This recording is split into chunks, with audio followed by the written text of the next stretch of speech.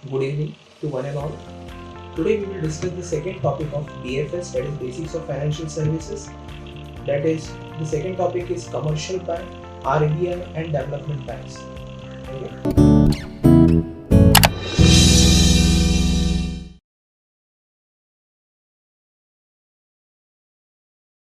So let's move on with the first slide, or we will get the introduction to commercial bank. Now, what do you mean by commercial banks? एक ध्यान में रखिए, जब भी commercial bank का नाम दिया गया है तो वो बैंक पब्लिक सेक्टर बैंक भी हो सकती है और प्राइवेट सेक्टर बैंक भी हो सकती है। पब्लिक सेक्टर बैंक क्या होती है और प्राइवेट सेक्टर बैंक क्या होती है, उनमें थोड़ा सा फर्क है। पब्लिक सेक्टर बैंक्स में गवर्नमेंट, सेंट्रल गवर्नमेंट के शेयर्स होते हैं जो 51% से भी ज़्यादा होते हैं, इसीलिए उसे पब्लिक सेक्टर बैंक कहते हैं या उसे गवर्नमेंट बैंक भी कहा जाता है। ओके, जैसे कि बेस्ट एग्जाम्पल आप कहा जाएगा कि SBI, union bank of India, Canara bank, okay, Andhra bank थी जो अभी वो मर्ज हो चुकी है यूनियन बैंक के साथ। ओके, कॉर्पोरेशन बैंक थी जो अभी मर्ज हो चुकी है यूनियन बैंक के साथ, मतलब यूनियन बैंक ने उनको टेक ओवर कर लिया है। So that is called as the public sector banks. Private sector banks क्या होती है? प्राइवेट सेक्टर बैंक्स में जितने भी शेयर्स होते हैं, जितने भी शेयर्स वो पब्लिक से लिए जाते हैं। Public in the sense general people, individuals. Okay, आप कह सकते हो, मैं कह सकता हूँ, आम आदमी, जिसमें आम आदमी का पैसा है और वो बैंक चला रही है, मतलब कंपनी, वो बैंकिंग लेके में लोगों से पैसा लेके बैंकिंग कंपनी स्टार्ट की गई थी। इसमें बेस्ट एग्जांपल आपको दे सकता हूँ ICICI bank, okay, then HDFC bank, then Axis bank. ये जो बैंक्स हैं उन्हें कहते हैं प्राइवेट सेक्टर बैंक। और जो कमर्शियल बैंक ये दोनों उसमें एक हिस्सा है। कमर्शियल बैंक का मेन इंटेंशन होता है कि they provide loans to the general public, and the main aim is earning profit.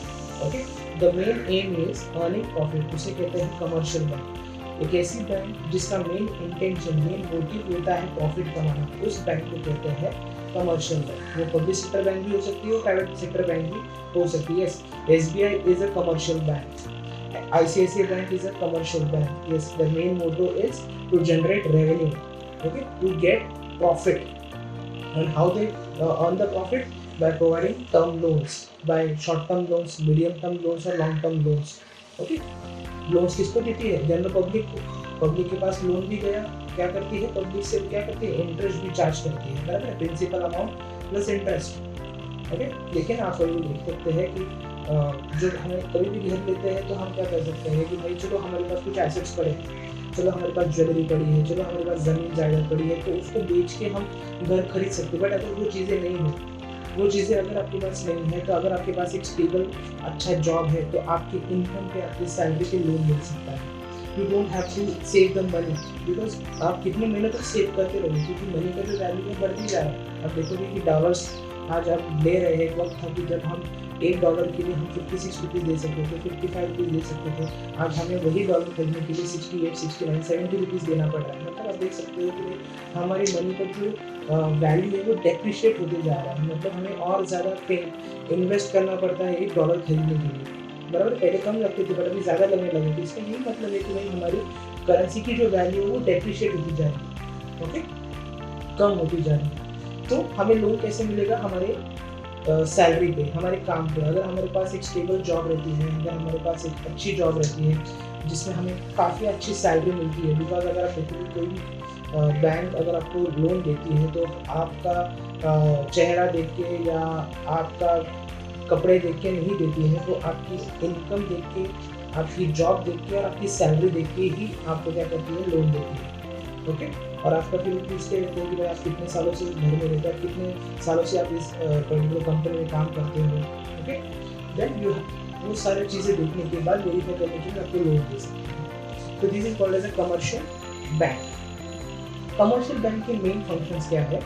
सबसे पहला है प्राइमरी फंक्शन होते हैं एक्सेप्ट द डिपॉजिट्स। आप कोई भी बैंक में जाइए पैसा रखने के लिए, यस, वो हमेशा वेलकम करते हैं, हाँ आइए हमारे बैंक में पैसा रखिए। और वो कभी वो नहीं पूछते कि भाई आपकी जात क्या है, आपकी धर्म क्या है, आप कौन से रिलीजन से बिलोंग करते हैं, बिल्कुल नहीं। उन्हें पैसों से मतलब है। आप चाहे वो हिंदू हो या मुसलमान हो या क्रिश्चियन हो या सिखिज़म हो या बुद्धिस्ट हो या जैन हो या जोरास्ट्रियन हो, कोई भी रिलीजन से बिलोंग करते हो, आप बैंक में जा सकते हैं, अपना अकाउंट ओपन करके अपना अमाउंट डिपॉजिट कर सकते हैं। वही अमाउंट डिपॉजिट हुआ तो उसका जो मेन फंक्शन हो क्या करती है, बैंक आपका पैसा अपने पास रखती है, वो इन्वेस्ट करती है इन लोन्स के जरिए और एडवांस के जरिए। वो क्या करती है, आपकी मनी को क्या करती है, इन्वेस्ट कर देती है। ओके, तो तीसरा है क्रेडिट कैश। क्रेडिट कैश मतलब क्या, उधार पे देना, ओवरड्राफ्ट देना, और उसके बदले वो क्या करती है, इंटरेस्ट चार्ज करती है। सेकेंड फंक्शन है उसके, सेकेंडरी फंक्शन जैसे डिस्काउंटिंग बिल ऑफ एक्सचेंज। देखिए हमने जब बिल ऑफ एक्सचेंज किया रहता है, ड्रॉवर एंड ड्रॉवी, जब कोई बंदा पैसे उधार लेता है तो वो बिल बनाता है और उसे बोलता है कि 3 महीने के बाद तुम्हें पेमेंट कर दूंगा, बट उसके बाद 3 महीने का बिल्कुल भी पेशेंस नहीं है, मैं नहीं रुक सकता वो 3 महीने, मुझे अभी के अभी पैसे चाहिए, तो वो बिल लेके बैंक में जा सकता है, उसको एनकैश कर सकता है ना। देन ओवरड्राफ्ट फैसिलिटी, किसी का अच्छा इनकम है, उसको ओवरड्राफ्ट मतलब हाँ भाई आप कितने पैसे आप बैंक से निकाल सकते हैं, बट आपको पेमेंट भी करने पड़ेंगे। अगर इतने दिनों, अगर आप 55 या 60 डेज जो भी बैंक की पॉलिसीज होती हैं, उतने पीरियड के अंदर अगर आप पेमेंट कर दें तो हम आपसे इंटरेस्ट चार्ज नहीं करेंगे, बट अगर आपने एक्सटेंड कर दिए डेज तो yes we will charge the interest. Then locker facility, आपको पता है कि बहुत सारी बैंक आपको लॉकर फैसिलिटीज भी देती है। आप अपने इंपॉर्टेंट डॉक्यूमेंट्स, देखिए बहुत सारे लोग, क्योंकि क्या होता है कि अगर आप देखोगे कि घर में अगर अपने डॉक्यूमेंट्स रखे हैं, ज्वेलरी रखी है, ओके, और अगर घर में किसी ने चोरी कर दी या चोरी कर देते हैं, तो आप क्या कर सकते हो, पुलिस में जाके आप कंप्लेंट करवा दोगे, बट आपको गारंटी रहेगी या नहीं पता नहीं, क्योंकि कब आपको वो ज्वेलरी मिल सकती है वो मालूम नहीं, बट हम क्या करते हैं, फॉर्मेलिटी के लिए पुलिस कंप्लेंट कर देते हैं। बट अगर आप बैंक में रखते अपनी ज्वेलरीज, अपने डॉक्यूमेंट्स, तो यस वहाँ पे सेफ रहेंगे। वहाँ पे कोई भी बंदा अगर लूट मार करने भी आ जाता है तो वो बैंक वाले आपसे ये नहीं कहेंगे कि भाई पिछले महीने में हमारे बैंक में डाका मारा था, डाका गिरा था, तो भाई वो डाकू लोग सब आपका भी ज्वेलरी उसमें से लेके जाएंगे, नहीं, बिल्कुल नहीं कहेंगे। ये आंसर देंगे ही नहीं। अगर वो गए भी रहेंगे तो आपका वो ज्वेलरी जितना भी ग्राम का था वो मेंशन किया रहता है, उतना ज्वेलरी आपको देंगे ही देंगे। तो बैंक में आपकी ज्वेलरीज हो सकती है, आपकी मनी रहती है, आपके डॉक्यूमेंट्स रहते हैं, बिल्स रहते हैं, वो सारे के सारे सेफ होते हैं। Yes, then paying and gathering the credit. Yes, देखिए एडवांस तो देती है प्लस गैदर भी करती है, मतलब पेमेंट सिर्फ बैंक पैसा देती नहीं, लेती भी है। अगर दिया है तो लेना भी ज़रूरी है, बराबर। जैसे कि हम लोग लोन लेते हैं तो लोन को चुकाते भी हैं और इंटरेस्ट के साथ चुकाते हैं। Interest is a profit for the bank, interest is a revenue generation machine for the bank. Then next आ जाते हैं investment policies of commercial bank. देखिए बैंक का मेन इंटेंशन क्या होता है, जब वो इन्वेस्टमेंट करती है तो ऐसी जगह पे इन्वेस्टमेंट करती है जिससे रिटर्न्स अच्छा आए। आप कभी देखेंगे बहुत सारी जो बैंक है, कमर्शियल बैंक है, वो never ever give loan to NGOs, they never ever invest in NGOs, क्योंकि उनको पता है कि वहाँ से कुछ रिटर्न्स आने वाले हैं। It is a part of social service, तो वो वहाँ पे बिल्कुल भी इन्वेस्टमेंट नहीं करती। वो इन्वेस्टमेंट करती है बड़ी बड़ी फर्म्स में, बड़ी बड़ी लार्ज स्केल ऑर्गेनाइजेशंस में, उनको लोन देती है। वाई?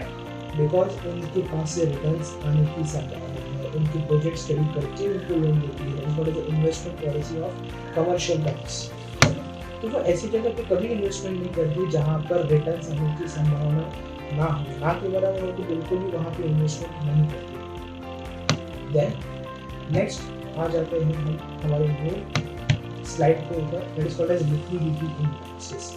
बैंक हमेशा अपने पास ऐसे बिल्स, ऐसे एसेट्स रखते हैं जो इजीली लिक्विड हो सके। लिक्विड मतलब क्या कहते हैं, easily converted into the cash, easily converted into the cash, that is called as a liquidity. अब देखेंगे शॉर्ट टर्म बिजनेसेस बिल्स रहते हैं, उनके पास लिक्विड एसेट्स रह सकते हैं, जैसे कि सोने के बिस्किट्स होते हैं, बॉन्ड्स होते हैं, शेयर्स होते हैं, देन ट्रेजरी बिल्स होते हैं। ये सारे क्या है, लिक्विड एसेट्स है जो क्विक कन्वर्ट हो सकते हैं इजीली इन द कैश के अंदर, क्योंकि बैंक को पैसे की ज़रूरत होती है। तो किसी कोई बंदे ने कल अगर 2 लाख रुपए डिपॉजिट कर दिए, चलो बैंक आरबीआई से उनको पैसा दे भी रहा है, पर अगर उनके पास और भी पैसे नहीं है, ज़्यादा पैसे नहीं है, तो वो क्या कर सकते हैं, इन लिक्विड एसेट्स को क्या कर सकती है, ईजिली कन्वर्ट कर सकती है कैश में। Okay, they will never ever say to the customers that कि भाई हमने आपका पैसा अंबानी जी को लोन पे दिया है या अदानी जी को लोन पे दिया है या किसी अदर पर्टिकुलर बिजनेसमैन का लोन दिया, बिल्कुल नहीं। They will never ever give this type of answers to the customers. Okay, customers अपने हिसाब से पैसे डिपॉजिट कर सकता है, अगर उसने सुबह पैसे डिपॉजिट किए वो शाम को भी निकाल सकता है। Yes. Interest rate refers, interest rates क्या होते हैं? जब भी बैंक क्रेडिट पे या लोन देती है तो they charge some interest. Okay, वो इंटरेस्ट भी आरबीआई से उन्हें अप्रूव करके लेना पड़ता है, बिकॉज अब बैंक अपने हिसाब से इंटरेस्ट रेट नहीं रख सकती है। जो भी वो लोन, हाउस लोन हो सकता है, होम लोन हो सकता है, एजुकेशन लोन हो सकता है, रिनोवेशन लोन हो सकता है, कार लोन हो सकता है, व्हीकल लोन हो सकता है, जितने टाइप के भी लोन्स में बैंक्स अवेलेबल करती है कस्टमर्स के लिए, तो जो इंटरेस्ट रेट रहता है वो आरबीआई से अप्रूव करके लेना पड़ता है। आरबीआई अगर बोलती है कि यस 10% रेट ऑफ इंटरेस्ट होगा तो yes you have to avail 10% of interest. अगर आरबीआई कहती है कि 9%, yes you have to reduce the rate of interest because RBI ने आपको कहा है। ओके, और ये APRs के through, that is annual percentage rate, क्योंकि एनुअली चार्ज किया जाता है, आपसे हर महीने नहीं लिया जाता। ओके, हर महीने नहीं लिया जाता आपको इंटरेस्ट, या आपको एनुअली चार्ज किया जाता है। अगर मंथली चार्ज करेंगे तो इसमें बैंक का बहुत ज़्यादा प्रॉफिट होगा, और जो कस्टमर्स हैं उनके पास से प्रिंसिपल अमाउंट से भी ज़्यादा या उससे 50% या 60% हम तो सिर्फ इंटरेस्ट ही पे करेंगे।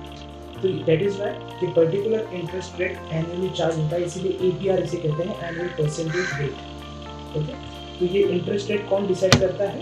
ये डिसाइड करता है आरबीआई। आरबीआई के अप्रूवल के बाद बैंक अपने इंटरेस्ट रेट अवेल करती है फॉर द कस्टमर्स। देन ये जो है हमारा बैंकिंग स्ट्रक्चर, जिसमें हमने टॉप पे रखा है RBI. RBI that is Reserve Bank of India, it is an apex body. उसके अंदर हमने देखा है कि schedule bank and non schedule bank है। Schedule bank are those bank which comes under the second schedule of RBI, second schedule list of RBI। देखिए RBI की जो second schedule list, जिस लिस्ट में जितने भी बैंक के नाम दर्ज रहेंगे उसे कहेंगे हम शेड्यूल्ड बैंक। ठीक है, आरबीआई की सेकेंड शेड्यूल लिस्ट, ध्यान से सुनिए, second schedule list of RBI. इस लिस्ट में जो जो बैंक के नाम रहेंगे, उस लिस्ट में जो जो बैंक के नाम रहेंगे वो कहेंगे शेड्यूल्ड बैंक। फिर आ जाता है non scheduled bank. Non scheduled bank क्या है? जो लिस्ट में उन बैंकों के नाम नहीं है उसे कहते हैं नॉन शेड्यूल्ड बैंक। आरबीआई की सेकेंड शेड्यूल लिस्ट में जिस बैंक का नाम दर्ज नहीं है उसे कहते हैं नॉन शेड्यूल्ड बैंक। देन आ जाते हैं हम कमर्शियल बैंक्स और कोऑपरेटिव बैंक। देखिए शेड्यूल्ड बैंक में कमर्शियल बैंक भी है और कोऑपरेटिव बैंक भी है। मैंने आपको पहले कहा है कि commercial bank are those banks which come for earning profit. देखिए उनका मेन इंटेंशन क्या है? कस्टमर्स को सर्विस तो देना ही है बट प्रॉफिट भी कमाना है। बट कोऑपरेटिव बैंक का मेन इंटेंशन क्या है कि प्रॉफिट नहीं कमाना है, we want to provide the services, we want to provide. Suppose अगर वो लोन देती है, जिसकी अगर सपोज होम लोन है कमर्शियल बैंक के पास 10%, बट कोऑपरेटिव बैंक इतना बड़ा लोन नहीं दे सकती, तो छोटा लोन देती है। लेकिन क्योंकि उनका मेन इंटेंशन क्या है कि भाई हमें कस्टमर सर्विस करनी है, कस्टमर की सेवा करनी है, ना कि हमें कस्टमर्स से ज़्यादा पैसे लेने हैं।